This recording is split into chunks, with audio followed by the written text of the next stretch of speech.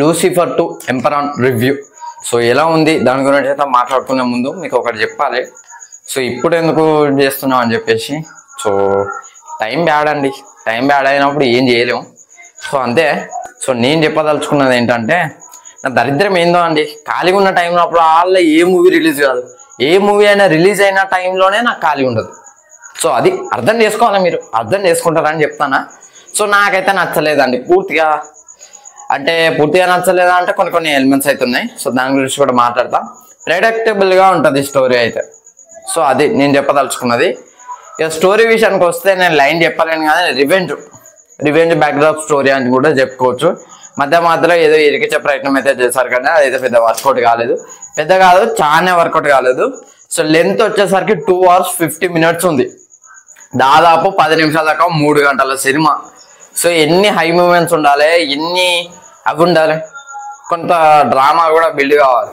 So అది పెట్టి వాళ్ళకి ఇష్టం వచ్చినట్టు రాసుకుంటే నేనైతే పృథ్వీరాజ్ సుకుమారన్ గారికి వంక పెట్టాల్సిన పని లేదు అనిపించింది నాకైతే. ఆయన స్టోరీ కాదు, ఆయన డైరెక్షన్ చాలా బాగా చేశారు. ఇన్ఫాక్ట్ స్క్రీన్ ప్లే కూడా చాలా బాగుంది. బట్ స్క్రీన్ ప్లే నాకు ఎక్కడ అనిపించింది అంటే చాలా లాగ్ అనిపించింది అక్కడక్కడ. So Mohan Lal entry 1 hour ఉంటుందండి, 1 hourకి వస్తుంది. గంట సేపటికి హీరో ఎంట్రీ ఉంటుంది, 2 hourకి పృథ్వీరాజ్ సుకుమారన్ గారి ఎంట్రీ ఉంటుంది.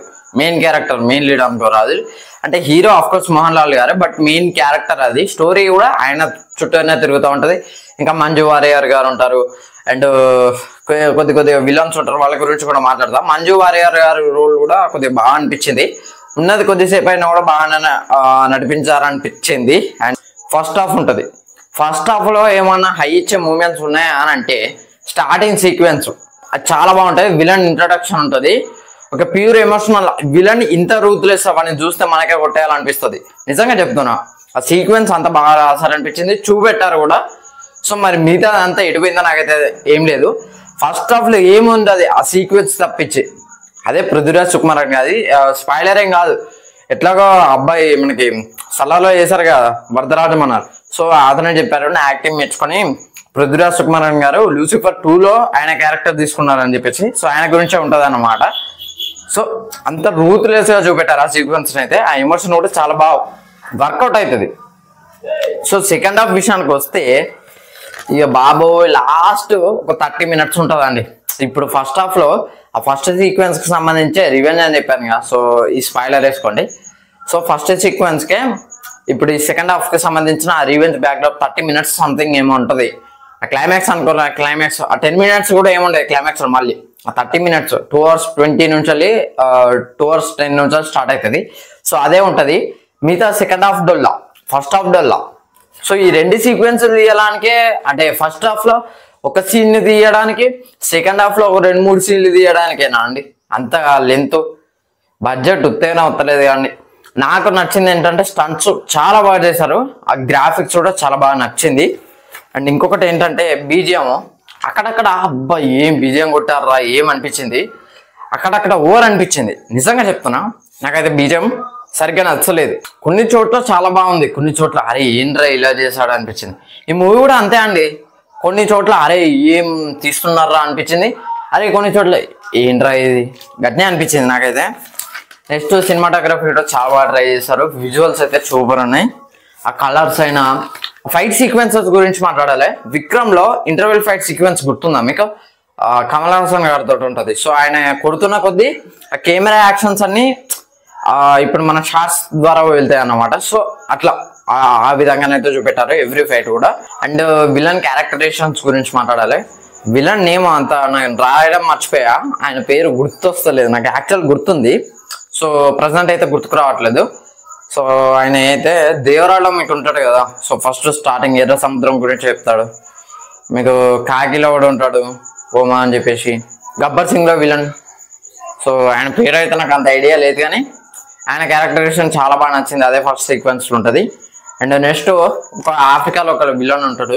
ఎంత ఇన్లాజికల్ సీన్స్ అంటే ఎక్కడనో ఇండియాలో కాల్స్తే ఎక్కడనో ఆ కంట్రీ వేరే పక్క కంట్రీలో అయితే వాడు ఉంటాడు. సో ఇక్కడ కావాల్సిన బుల్లెట్ హీరో ఏమని చెప్తారు తెలుసా, ఇది మోహన్ లాల్ గారి ఎంట్రీ, స్పాయిలర్ వేసుకోండి, ఇది మోహన్ లాల్ గారి ఎంట్రీ టైంలో జరుగుద్ది. ఇక ఒకరిని కాల్స్తారు, వాళ్ళ మనుషుని కాల్స్తే నెక్స్ట్ టైం నువ్వు ఇట్లాంటి ట్రై చేసినావు అనుకో, ఈ బుల్లెట్ వచ్చేసి నీ తలలోనో నీ బాడీలో ఎల్లోనో ఉంటుంది అని చెప్తాడు. మొత్తానికి అయితే వాడు వైన్ తాగుతూ ఉంటాడు. ఆ వైన్లోకి వచ్చి పడుతుంది బుల్లెట్. ఇది ఎక్కడ ఇందాక కలిసిందని అసలు ఆ బుల్లెట్ ఎక్కడో ఇండియాలో ఉన్న బుల్లెట్ ఎక్కడో పక్క కంట్రీకి ఎట్లా పోతుంది? Phone call with phone call. అసలు ఎవరు తెచ్చేసిండు? వాడు పైన ఎప్పటి నిమిషాల్లో తాగుతాడు. పైన వేద్దామనే హెలికాప్టర్ సౌండ్ వస్తుంది. నాకు ఇది చూసినప్పుడు అయితే అరే ఏం ఆడియన్స్ అంతా నాకు ఇక వద్దండి. ఇక మారేటులో ఒక విలన్ ఉంటారండి. మారేటు విలన్ మీకు అందరికి ఐడియా ఉంటుంది కదా.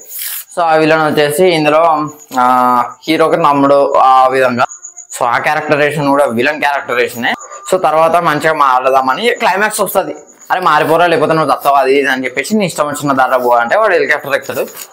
మనకి ఏం అర్థం కాదండి అక్కడ. అసలు మంచిగా పోతాడా చెడుగు పోతాడా. ఇంకోటి ఫోన్ చేస్తాడు ఇంకో విలన్ క్యారెక్టర్. వాడు 4th విలన్ లూసిఫర్ 3లా. దీని గురించి కూడా మాట్లాడతా. సో వాడు ఫోన్ చేసి ఏమంటాడు, యాక్చువల్లీ ఆ హెలికాప్టర్ పోతా అంటే వీడు ఫోన్ చేస్తాడు. అప్పుడే వాడు ఏదో చెప్తాడు, అది వెళ్ళిపోతుంది. నేను అనుకున్నా అరే మోహన్ లాల్ పేల్చేస్తాడు కావచ్చు అని అనుకున్నా. అది వేలుడు మాత్రం ఖాయం. అక్కడ మనం ప్రిడిక్ట్ చేసినట్టే కదా. అసలు వాడిని ఎందుకు చంపిండు అది అర్థం కాలేదు. అండ్ లూసిఫర్ 3లా ఆ విలను ఎవరు డ్రాగన్ అంటే ఏదో డ్రాగన్ బొమ్మ వేసిళ్ళు.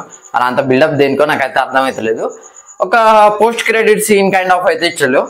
మరి లూసిఫర్ 3 దేనికి? అసలు హీరో చిన్నప్పుడు ఎట్లా పెద్దోడైంది?